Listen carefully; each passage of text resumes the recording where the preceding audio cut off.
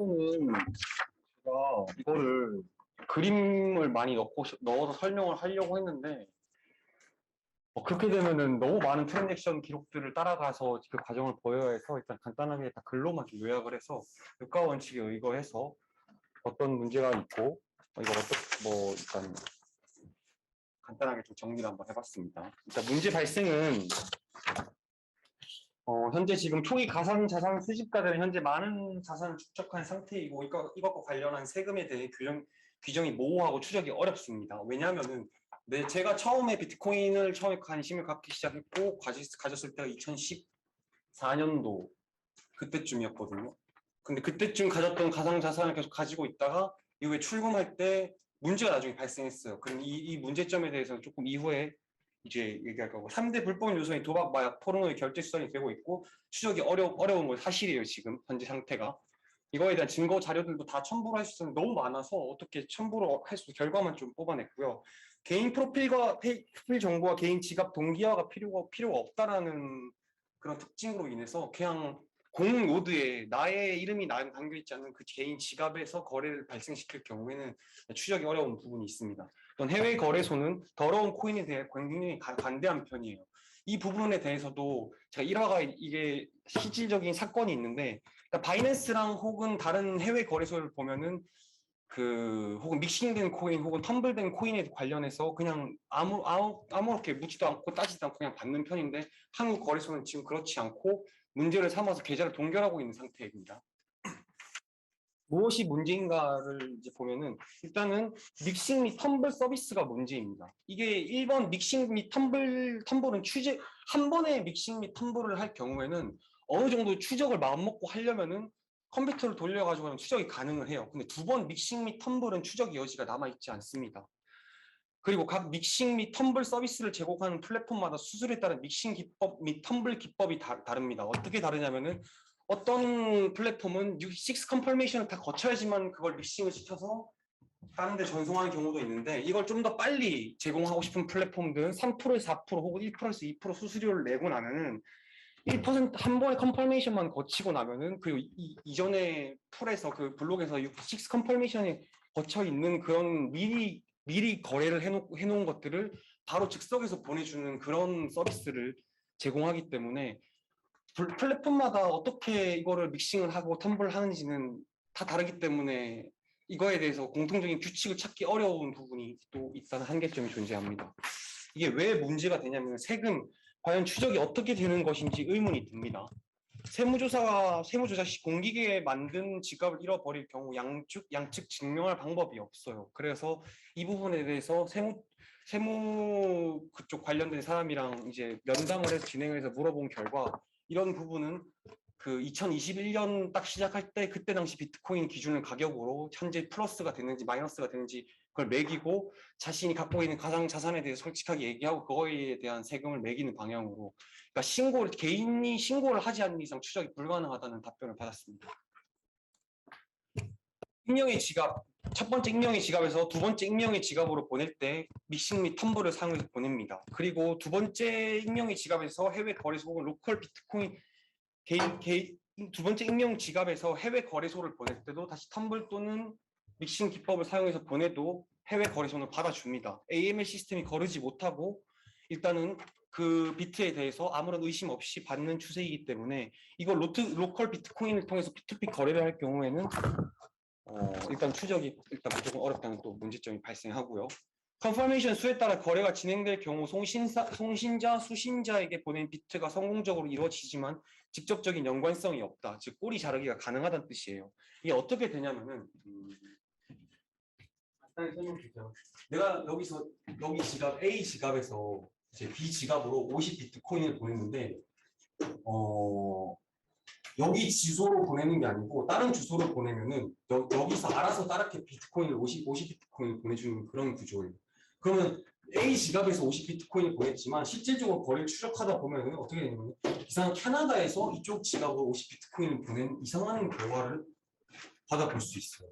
근데 심지어 이거는 VPN만 켜도 어느 정도 추적하기가 어렵고 안에 타임스탬프나 이런 것들이 어느 정도 구체적으로 남아있는 상태가 아니라 대략적인 시간을 기록하기 때문에 이런 부분에서 맹점이 발생하기 때문에 지금 그 추적이 어렵다는 단점이 발생합니다.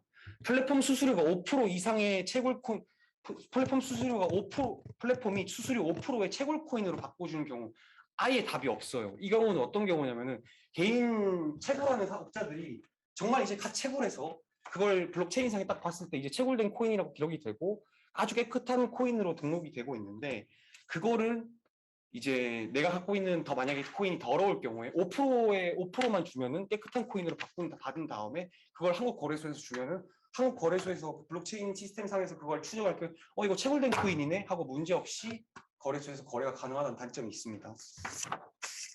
언제 문제가 발생하는가는 이거는 시간 때문에 그 이중 지불이 가능한 포인트 부분 뭐 컨퍼메이션에 따라서 10분, 20분, 30분 이렇게 늘어나는데 그 사이에 그때 문제가 발생하는 경우가 많습니다.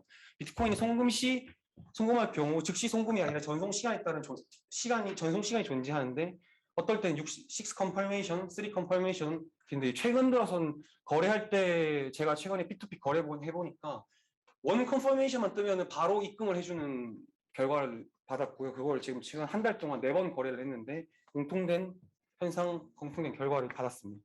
거래 속도를 빠르게 하기 위해 가스비 또는 가스비에 따라 전송 속도가 다르다는 특징이 있는데 이거는 텀블 및 그리고 믹싱 서비스를 제공하는 업체에서 동일하게 적용이 됩니다.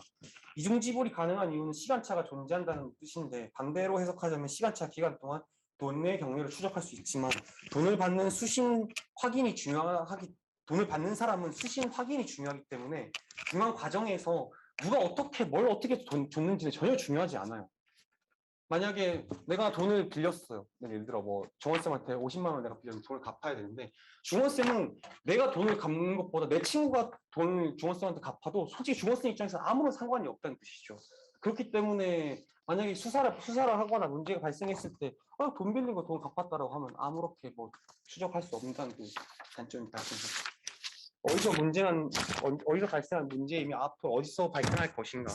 이거는 제가 직접 겪었던 일이고 심지어 이거는 당시에 뭐 N번방 사건도 있었는데 저는 세금 조사 문제로 조금 힘들었었는데 2020년 비트 가격이 1200만 원일 때 2014년, 2015년에 모아둔 코인을 고팍스 거래소에서 환전한 경험이 있습니다. 근데 당시 세금 문제로 코인 출처를 물어보며 계좌를 제가 동결시켜가지고 고팍스 거래소에 실제로 가갖고 내가 이렇게 한데 이 블록체인상에서 무슨 문제 있냐 라는 걸 했는데 거기서 또한 징계도 내밀지 못하고 세금에 대한 문제도 붙지 못하고 그냥 다시 자산을 돌려받은 경우가 있었습니다.